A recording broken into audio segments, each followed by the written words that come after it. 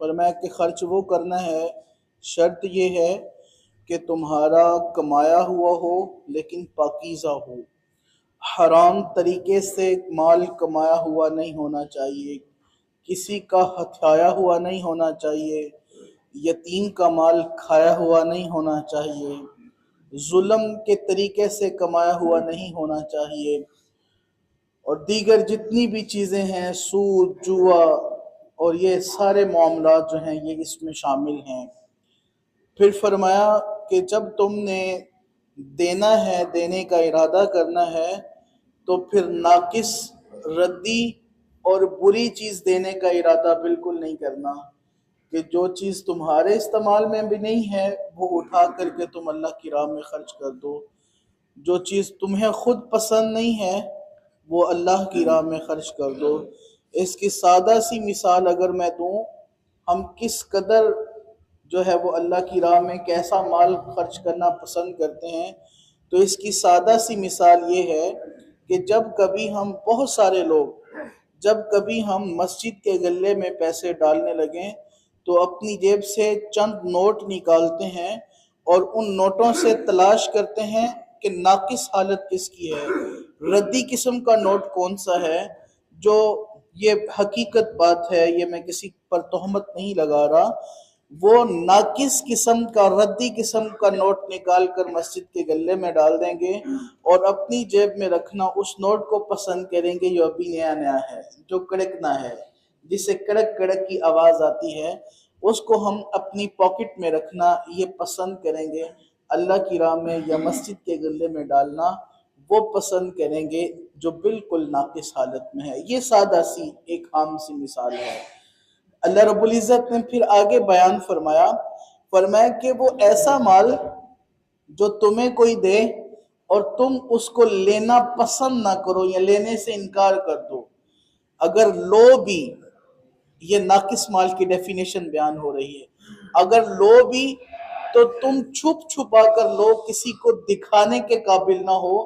ضرورت مند ہو لے لو لیکن کسی کو دکھاؤ نہ، فرمایا یہ ناقص مال ہے۔ پھر فرمایا وَاعْلَمُوا أَنَّ اللَّهَ غَنِيٌّ حَمِيدٌ، اور جان لو اللہ تو بے نیاز ہے، اللہ کو تو نہ تمہارے ردی کی ضرورت ہے نہ تمہارے اچھے کی ضرورت ہے، اللہ تو ان چیزوں سے بے نیاز ہے، حمید، وہ تعریف کے لائق ہے۔ یہ پچھلی آیت کا مضمون تھا۔ اب اگلی آیت نمبر 268 ہے۔ اللہ رب العزت ارشاد فرماتا ہے، اب وہ چیز بیان ہونے جا رہی ہے جو چیز انسان کو روکتی ہے کہ نہ بھائی اللہ کی راہ میں نہ خرچ کرنا، وہ کون سی چیز ہے؟ خالق کائنات اللہ ارشاد فرماتا ہے، الشیطان، شیطان، یعدکم الفقر، تمہیں اندیشہ دلاتا ہے فقر کا، وَيَأْمُرُكُمْ بِالْفَحْشَاءِ، اور تمہیں حکم دیتا ہے بے حیائی کا۔ جب بھی کوئی ہم اللہ کی راہ میں خرچ کرنے لگیں، کوئی چند پیسے نکالنے لگیں، تو ہمیں یہ وسوسہ آتا ہے، ہمیں یہ خیال آتا ہے، اور یار جے تو اللہ دی راہ دے دیتے تیرے کول کی رہنا، تمہاری جیب میں کیا رہے گا، تم تو فقیر ہو جاؤ گے۔ یہ اندیشہ، یہ وسوسہ اللہ فرماتا ہے یہ شیطان کی طرف سے ہے۔ الشیطان یعدکم الفقر، کہ شیطان تمہیں اندیشہ دلاتا ہے فقر کا، وَيَأْمُرُكُمْ بِالْفَحْشَاءِ، اور تمہیں حکم دیتا ہے بے حیائی کا، واللہ، اور اللہ، یعدکم، تم سے وعدہ فرماتا ہے، مغفرتم، بخشش کا،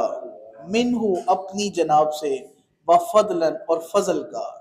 واللہ واسع علیم، اور جان لو اللہ بڑی وسعت والا، بڑے علم والا ہے۔ عزیزانی گرامی قدر، اس آیت مبارکہ کو اگر تھوڑا سا کھول کر بیان کروں، شیطان ہمیں اللہ کی راہ میں خرچ کرنے کے بارے میں وسوسہ دلاتا ہے کہ نہ بھائی نہ، تم اللہ کی راہ میں خرچ نہ کرنا، غریب ہو جاؤ گے، فقیر ہو جاؤ گے، مال ختم ہو جائے گا، نہ ایسا کام بالکل نہ کرنا۔ وَيَأْمُرُكُمْ بِالْفَحْشَاءِ، اور جب ہوتا ہے بے حیائی کا کام تو کہتے کرو۔ اب اس کی سادہ سی مثال ذرا سمجھیے، اللہ کی راہ میں چند پیسے دینے سے ہمیں اندیشہ ہوتا ہے فقیر ہو جائیں گے، لیکن جب کبھی آ گیا نفس کو خوش کرنے کا سلسلہ، میلے ٹھیلے کا ماحول آ گیا، کبڈی کا میچ آ گیا، کرکٹ کا میچ آ گیا، جہاں پر لوگوں نے کہنا ہے کہ بلے بلے واہ واہ، وہاں پھر کھولا اپنی دولت کا منہ اور لٹایا پیسہ۔ وہاں پر اندیشہ نہیں ہونا کہ نہیں نہیں فقیر ہو جاؤ گے، وہاں پر شیطان نے یہ نہیں کہنا کہ نہیں مال کم ہو جائے گا، گھٹ جائے گا، بلکہ شیطان نے کہنا ہے دو دو۔ یہ تو بات تفخر کی ہے، لوگ چرچا کریں گے چودھری صاحب نے اتنے پیسے دیتے، اتنے لاکھ دیے جناب، وہ کرکٹ کے میچ میں مہمان خصوصی بن کر آئے اور اتنے انعام و کرام سے نوازا، اور مسجد کے لیے اگر چودھری صاحب سے چندہ مانگ لے تو چودھری صاحب کی ماں مر جائے۔ اور اگر ویسے دیگر معاملات ہوں تو جناب وہ سلسلہ چل رہا ہے کہ جس کا